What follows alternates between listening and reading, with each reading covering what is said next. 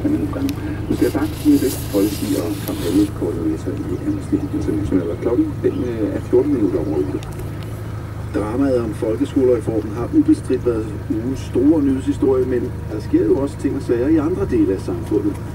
DR's erhvervskorrespondent Lina Monk-Barrein har nu gjort os selskab i studiet. Godmorgen. Godmorgen.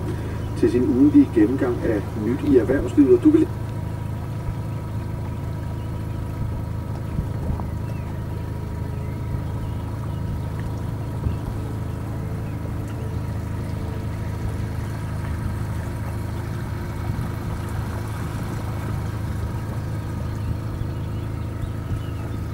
som er i økonomiske problemer. Hvad er det, der sker?